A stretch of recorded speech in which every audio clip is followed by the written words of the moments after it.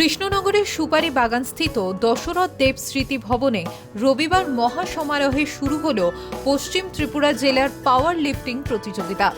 প্রদীপ প্রজ্বলনের মাধ্যমে এই ক্রীড়ার আসরের আনুষ্ঠানিক উদ্বোধন করেন ত্রিপুরা অলিম্পিক অ্যাসোসিয়েশনের সম্পাদক সুজিত রায়। অনুষ্ঠানে উপস্থিত ছিলেন ত্রিপুরা স্পোর্টস কাউন্সিলের যুগ্ম সচিব স্বপন সাহা এবং ত্রিপুরা ওয়েট লিফটিং অ্যাসোসিয়েশনের সম্পাদক দুলাল কর্মকার সহ অন্যান্য বিশিষ্ট ক্রীড়া ব্যক্তিত্বরা। আপনারা জানেন এই রাজ্যে 365 দিনের মধ্যে প্রায় 250 দিন বিভিন্ন রকম টুর্নামেন্টের আয়োজন হয়ে থাকে। আমরা যে পরিসংখ্যান দেখছি, এই রাজ্যে খেলাধুলার মান এবং কোচিংয়ের ব্যবস্থা ধীরে ধীরে এগিয়ে যাচ্ছে।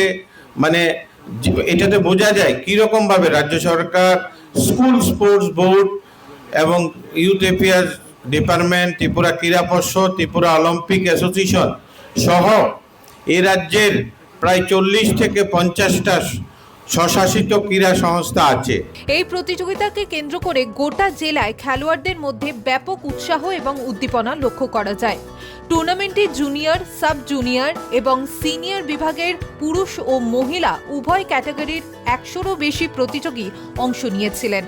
সংশ্লিষ্ট কর্তারা জানান, এই ধরনের আসর জেলার তরুণ ক্রীড়াবিদদের শক্তি প্রদর্শনের পাশাপাশি রাজ্য ও জাতীয় স্তরে পৌঁছানোর মজবুত প্ল্যাটফর্ম তৈরি করে দেবে। ত্রিপুরা থেকে দেবাশিস বসুর রিপোর্ট, সিএন ত্রিপুরা।